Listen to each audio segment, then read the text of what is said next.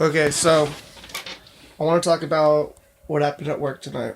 So, uh, I was running the cash register, and I'm like about an hour and a half into the job, into work, and I'm just like doing my thing, like ringing customers up, and this guy, he'd been out. A customer had told me he came in at like 4:30. I got into work at 4 o'clock, and this customer comes in at like 4:30, and he goes, "Hey, there's some crazy man outside screaming and shouting about something." And I I was like, "All right, sir, I'll go tell the manager." And I meant to tell the manager, but what happened is I forgot because I rung up a couple other customers, and I totally forgot. And so about 2 hours after that, this this guy comes in.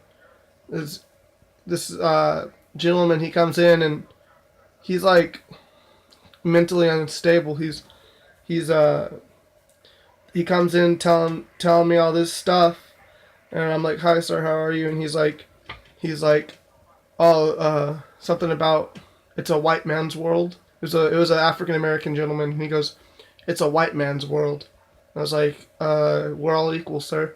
And he's like, "Yeah, but it's a white man's world." And then he looked over to this is awful. He looked over to some of the my coworkers, and he was like, "You're Mexican. This is a white man's world." And I was like, "Sir, we're equals." I was like, "That's actually one of my that employee is actually above me."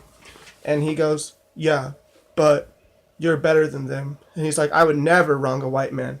I would never wrong a white man." And then I was like, "Okay, sir." And then and then he's trying to buy like a pack of cigarettes.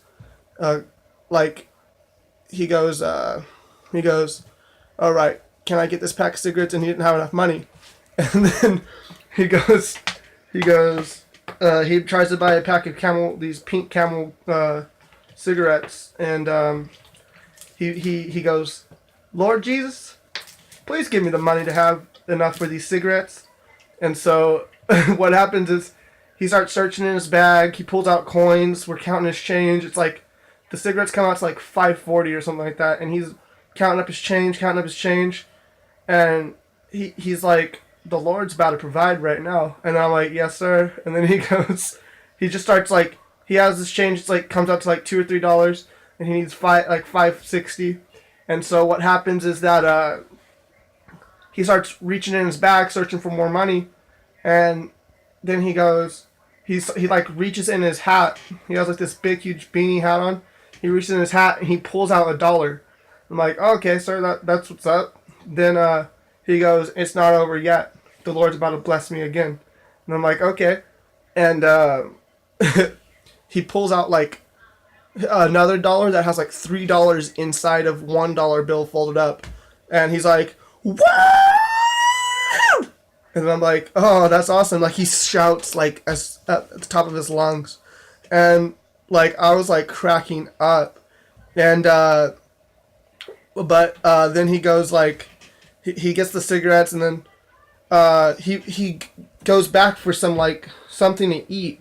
It was like a candy bar or something like that, and so he's asking all these customers like, "Hey, can you spare some change?" And then they're like, "No, we can't." And so he's like, "Oh man, this is why I hate you people." And I was like, "Sir, you got to leave the store if you're gonna be harassing the customers." And he leaves the store, and then he comes back like 20 minutes later and starts doing the same thing. And uh, like by the end of the night, we have to like kick him out because he was harassing all these customers. And then at one point, he tells me, he looks at me, he's like, "You just earned yourself $1 million, sir." And I'm like, "Oh, awesome, thank you." He's like, "Yep, and I got a mansion waiting for you as well." And I was like, "I sure do appreciate it." And then he goes, "You know what?" He looks at me, he goes, "You just got a promotion. Congratulations." And he shakes my hand. I'm like, "Thank you, sir." And he's like, "You're welcome." He's like, "You're the boss."